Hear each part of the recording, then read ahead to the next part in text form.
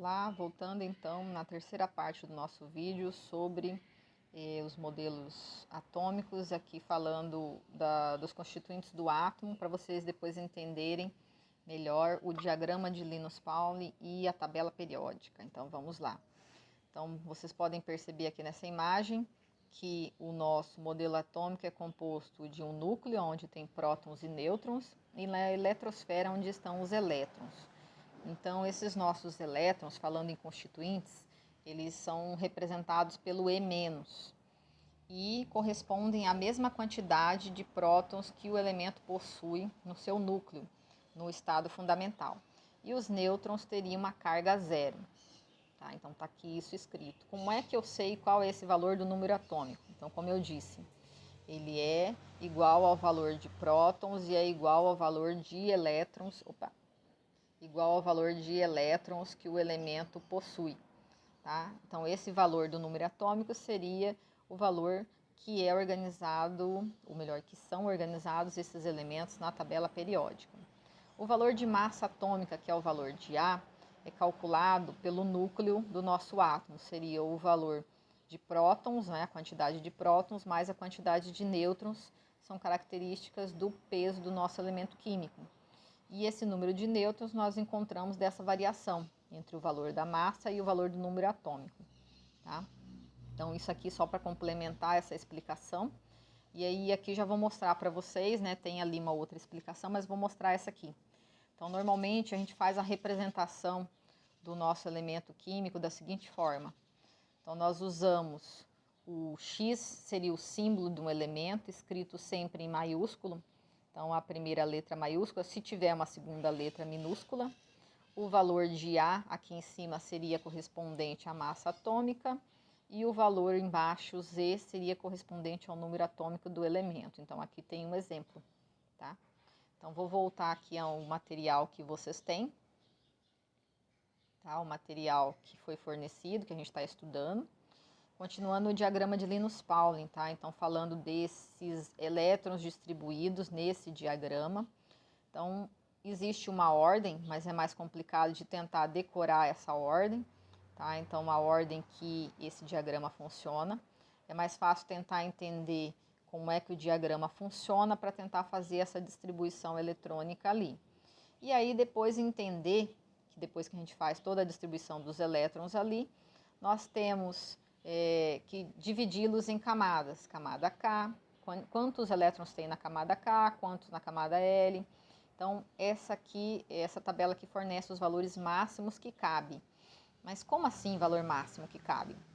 Então, não é que nós vamos colocar a quantidade de elétrons correspondente a essas camadas direto aqui e fechar essa explicação, tá? Então, nós vamos fazer de acordo com o diagrama de Linus-Pauling. Então, como é distribuído no sentido diagonal, então nós vamos perceber que às vezes vai ter elétron na camada L, vai ter elétron na camada M, na camada N. Então, não ficaria completo. Aqui eu coloco quantidade de elétrons 2, depois o restante na camada L, o restante na camada M. Não seria assim. Tá? Então, ele ficaria um pouco em cada camada de acordo com a quantidade de elétrons que ele tem. Tá? Tudo isso já está certinho montado na tabela periódica e daqui a pouco eu vou explicar para vocês como consultar isso sem fazer uso desse diagrama do Linus-Pauling. Tá?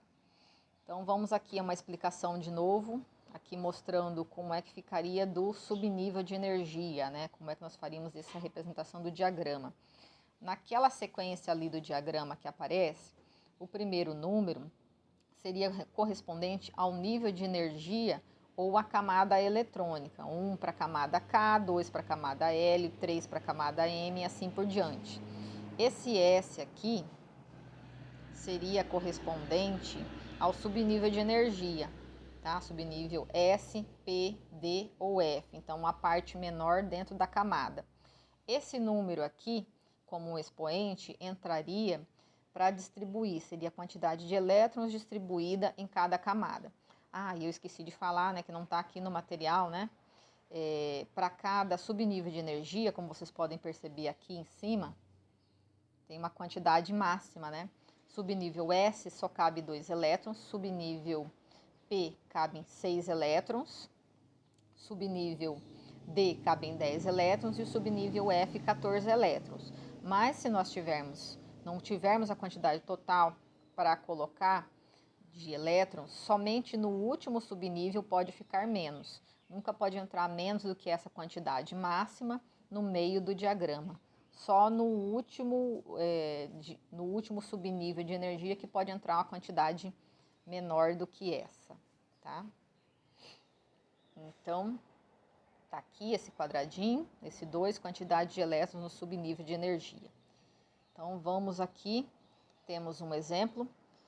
Então, o elemento rubídio, que tem 37 elétrons para distribuir, e o elemento titânio, que tem 22 elétrons para distribuir. Então, aqui está a distribuição eletrônica deles. Então, vamos pegar o de número atômico 22 e tentar usar naquele diagrama lá em cima, tá? Então, vou colocar o diagrama aqui. Vamos pegar a nossa canetinha e vamos lá. São 22 elétrons para o titânio. Então, vamos escrever aqui, 22, tá? Então, nós vamos começar colocando 2 elétrons aqui, 2 elétrons aqui, mais o próximo subnível a ser preenchido seria o 2P. Então, ficam já 10 elétrons distribuídos. O próximo local para distribuir elétrons seria aqui, subnível 3S, mais 2 elétrons, já foram 12. Tá? Então, aí eu vou colocar mais 6 elétrons aqui, que seria o próximo subnível a ser preenchido na sequência, pela ordem do diagrama. O próximo subnível a ser preenchido será o 4S. Então, aqui nós já temos 10, 12, 18 elétrons distribuídos, tá? Então, vamos colocar mais 2 elétrons aqui. 10, com mais 10, 20 elétrons distribuídos, né? Então, já foram 20 elétrons. Percebam que eu não preenchi o subnível 3D antes de preencher o 4S, porque pelo sentido do diagrama eu tenho que preencher nesse sentido diagonal. E agora, os 2 elétrons que sobraram para completar 22, ou que faltam para completar 22, eu tenho que colocar no próximo subnível de energia, que no caso é esse aqui. Ele cabe em 10 elétrons, mas eu não tenho 10. Tá? Nós não temos 10. Esse elemento titânio só tem 22 elétrons, então nós vamos colocar aqui 2 elétrons. Tá? Então, ao invés de 10, vai ficar com 2 elétrons aqui no último subnível a ser preenchido. E depois a gente pega essa sequência, no caso do exercício pedindo a sequência de distribuição no diagrama, e copiamos ela na sequência que nós fizemos a distribuição. No caso, se o exercício pedir para vocês distribuírem em camadas, aí nós somaríamos em camadas. Na camada K tem 2 elétrons, na camada L tem 8 elétrons, seria 2 mais 6. Na camada M tem 2, com 6, 8, com mais 2, 10. Tem 10 elétrons e na camada N nós vamos ter 2 elétrons apenas, tá? Então, vamos voltar ali para conferir se deu certo essa distribuição, tá? Então, vejam ali o exemplo que eu dei e que eu expliquei, tá? Para o elemento rubídio seria a mesma coisa, só que como ele tem 37 elétrons, então percebam que ele preenche mais subníveis de energia. Então, só para vocês entenderem depois, a gente pode usar essa informação aqui para encontrar o elemento na tabela periódica. Então, esse nosso elemento titânio de número atômico 22, ele termina a distribuição, o maior subnível de energia dele é o 4. Então, quer dizer que ele está na 4ª linha da tabela periódica. E o último subnível que ele tem elétrons distribuídos é o 3D. Então, quer dizer que ele está na coluna, na parte interna, referente aos elementos de transição, na 2ª coluna, onde os elementos têm 2 elétrons distribuídos. Tá? Então, depois nós vamos encontrar ele lá, quando chegar na explicação da tabela periódica, eu mostro para vocês isso aqui.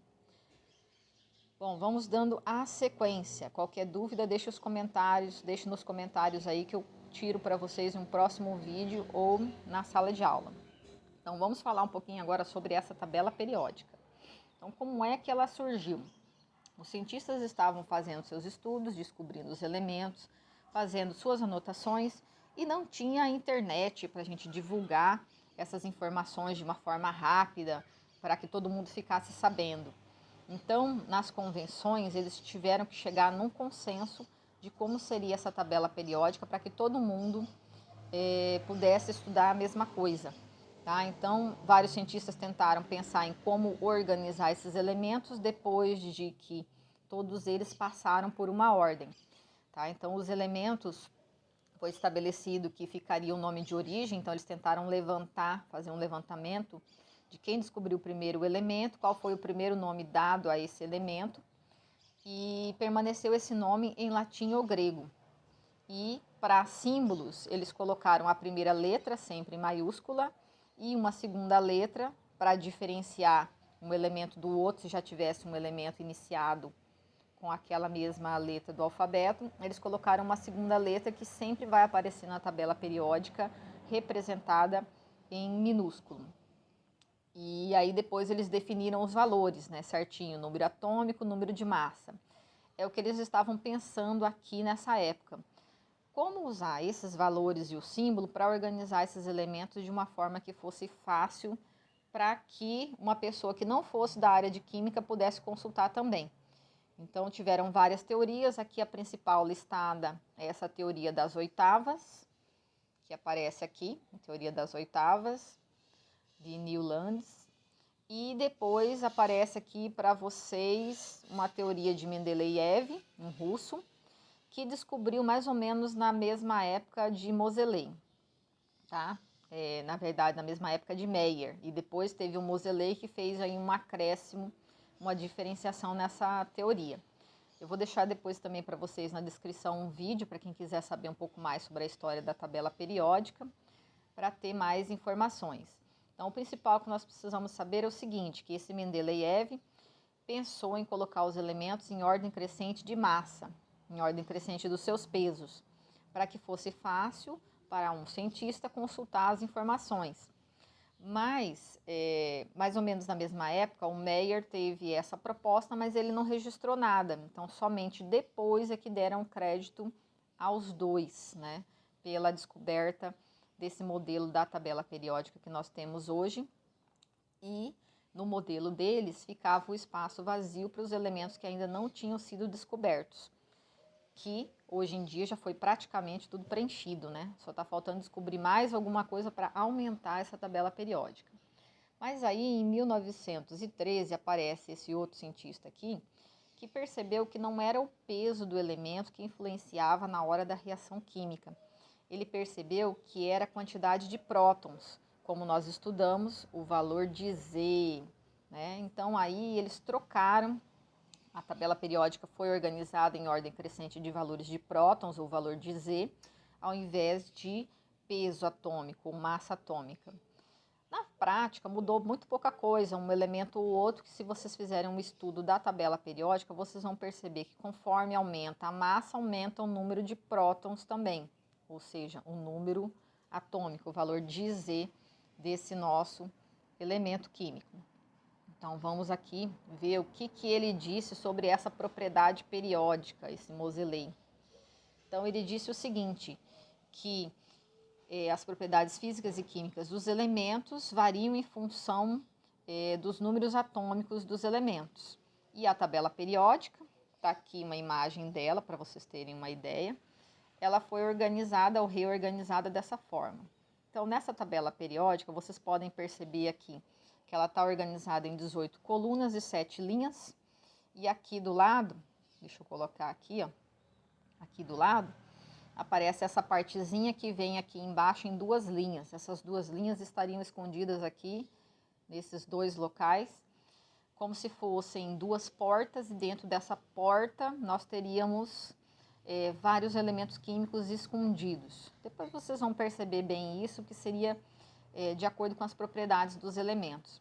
Então, nós podemos perceber nas duas primeiras colunas os elementos terminados em SP, na distribuição eletrônica. Nas outras 6 colunas aqui desse lado, nós vamos perceber os elementos terminados em P. E nessa parte de baixo aqui, nós vamos perceber os elementos terminados em D. E aí, falando lá, lembra do nosso elemento titânio terminado em D2, 3D2? Ele está aqui, olha lá. Ó. Então, se a gente perceber, ele está na primeira, segunda, terceira, quarta linha da tabela periódica e na segunda coluna referente aos elementos que são terminados em D com 2 elétrons. Então, percebo que essa distribuição eletrônica está presente aqui na tabela periódica e nós podemos conferir a informação do diagrama aqui, ou o contrário, de posse da tabela periódica, nós podemos saber a distribuição eletrônica. Tá? Isso a gente vai aprendendo com a prática, né? Então, depois eu vou deixar mais uns vídeos para vocês que quiserem, né, estudar um pouco mais sobre isso para se preparar, porque isso ainda cai em provas avaliativas, né, em avaliações externas. Então, vamos continuar aqui. Daqui a pouco eu volto mais nessa imagem da tabela periódica para a gente ver mais algumas propriedades, tá? Então, aqui aparece uma descrição sobre o elemento químico, que eu já falei lá em cima, aqui está escrito. Então, os elementos químicos foi estabelecido que existe uma regra, né, para os seus nomes e símbolos. Então, o símbolo seria referente ao nome de origem em latim ou grego. Então, a primeira letra sempre maiúscula e uma segunda letra se tiver em minúsculo. Os períodos ou séries seriam as linhas horizontais, seriam as linhas da tabela. E as nossas colunas, ou melhor, as linhas correspondem daí a cada camada eletrônica também. K, L, M, como eu expliquei ali. E as colunas correspondem aos subníveis de energia, né? Então, aí cada coluna dessa também pode receber um nome específico, como a gente vai ver aqui embaixo. Tá? Então, alguns autores ainda utilizam essa nomenclatura e alguns exercícios ainda cobram essa parte aqui. Então, a primeira coluna da tabela, antigamente denominada de coluna 1A, nós tínhamos os elementos alcalinos. Na coluna 2A, os elementos alcalinos terrosos. Então, essa nomenclatura de A depois mudou para a nomenclatura direta a numeração, de 1 a 18. Então, coluna 1, os metais alcalinos, coluna 2 ou 2A, metais alcalinos terrosos, coluna 3A ou coluna 3, família do boro, coluna 4A ou apenas 4, família do carbono, coluna 5A, família do nitrogênio, ou coluna 5, né? Coluna 6A, ficou faltando um 6 ali, ou apenas coluna 6, ou sexta coluna, família dos calcogênios. Coluna 7A, ou coluna 7, coluna dos halogênios. E a coluna 8A, ou coluna 8, né, coluna 18, desculpe, né, aqui a numeração vai até 18, né, peraí, gente, faltou falar aqui para vocês, né, a 3A seria a coluna 13, 4A coluna 14, 5A coluna 15, 6A coluna 16, 7A coluna 17 e 8A coluna 18 da tabela, tá, então eu vou alterar essa numeração aqui para vocês, tá bom? Deixa eu já colocar aqui, para vocês terem essa informação aí. Certinho. Opa, bagunçou um pouquinho. Tá, deixa eu colocar aqui para vocês. Então, aqui seria a coluna 1. Ou coluna 1A. Aqui embaixo seria a coluna 2. Ou coluna 2A. Que eu falei. Aqui embaixo seria a coluna 13 ou coluna 3A. Aqui embaixo, coluna 14 ou coluna 4A. Aqui embaixo seria a coluna 15 ou coluna 5A, não é V, tá? É algarismos romanos. Aqui seria a coluna 16 ou coluna 6A. Aqui seria a coluna 17 ou coluna 7A. E aqui embaixo, seria a coluna 18 ou coluna 8A. tá? Então, vamos dar a sequência. Então, aqui fala um pouco sobre as propriedades dos elementos na tabela, os metais, os não metais, os gases nobres. Então, eu vou mostrar isso ali na tabela periódica, na imagem, para vocês entenderem. Então, algumas tabelas, elas trazem, deixa eu ver, essa aqui não colocou, tá? Ela traz um quadradinho mostrando a informação, do que tem de informação dentro dessa tabela, tá? Então, eu vou mostrar para vocês aqui na coloração, tá? Então, na coloração, as duas primeiras colunas, nós temos os elementos alcalinos, né? Alcalinos e alcalinos terrosos.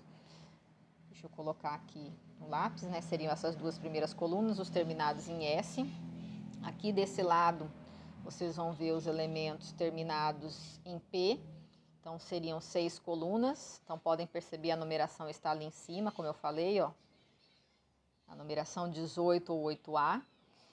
A parte do meio, os elementos de transição terminados em D e em F, que são esses aqui de baixo. Nós temos aqui como B, 1B, na verdade não começa com 1, né? Começa com 3B, 4B, tá? E aqui os terminados em F, que estão escondidos aqui nesses dois lugares, que são correspondentes a essas duas últimas linhas aqui. Vocês podem perceber aqui, os que têm grafia em preto do símbolo do elemento estão na temperatura ambiente no estado sólido. Os que têm grafia em verde estão no estado líquido. Então, vocês podem perceber aqui, ó, tem um elemento aqui no estado líquido, né? E acho que esse aqui também é verde, se não me engano, tá? E os que estão grafados em vermelho, vocês podem perceber que são os gasosos. Então, tem o hidrogênio aqui, tem nitrogênio, oxigênio e flúor aqui. E depois nós temos todos os elementos que estão nessa coluna aqui, que é a coluna dos gases nobres, tá? Então, aqui embaixo vocês podem perceber também esses grafados em branco, né? Então, tem uma aqui, e depois do 92 em diante nós temos a maioria deles grafados em branco aqui, né? Seriam os elementos radioativos ou sintéticos, tá? Então, começa aquele lá também é radioativo ou sintético, depois todos esses outros aqui. Alguns já têm a sua forma toda descoberta, outros ainda não oficialmente, como esses aqui, que aí na nomenclatura aparece 3 símbolos que são correspondentes ao número atômico deles, porque eles ainda não foram oficialmente descobertas todas as propriedades deles, então ainda não foi batizado com um nome e ainda não foi dado todas as propriedades. Mas essa imagem aqui está desatualizada, tá, gente? Depois eu vou pegar uma atualizada para mostrar para vocês que alguns desses aqui já têm nomes oficiais, tá? Mas eles são os últimos descobertos, tá bom? Se tiver alguma pergunta sobre tabela periódica, deixa aí nos comentários que depois eu vou responder para vocês. Se precisar, faça um vídeo para isso. Vamos ver o que faltou aqui da explicação. Ah, tá. Aí das outras propriedades da tabela periódica. Então, aparece nas propriedades da tabela. Ela está organizada aí e uma forma tão boa que, além do número atômico ser organizado em sequência, de aparecer certinho as informações do diagrama do Linus Pauling, também aparecem essas propriedades bem definidas aí. Então, a eletronegatividade, eletropositividade, potencial de ionização, o raio atômico, a eletroafinidade e a densidade. Então, tudo isso está organizado bonitinho nessa tabela periódica. Aqui eu tenho a teoria sobre cada item desse. E eu vou deixar depois para vocês, vou fazer mais um vídeo só complementando, porque eu não vou cobrar toda essa informação, né? Não dá para cobrar tudo isso em 4 exercícios. Um vídeo mostrando uma imagem de como que varia essas propriedades aqui para vocês, tá? Como que varia essas propriedades dos elementos dentro da tabela periódica. Então, como é que varia a eletronegatividade, a eletropositividade, o potencial de ionização, raio atômico e assim por diante. Então, vocês podem também, quem quiser fazer uma pesquisa, ele aparece uma imagem da tabela periódica dizendo como é que varia isso aqui dentro da tabela periódica. Bom, resumindo tudo, seria mais ou menos isso. Se vocês ainda tiverem dúvidas, avisem, deixem nos comentários que eu vou preparar outro vídeo para tentar esclarecê-los. Até mais!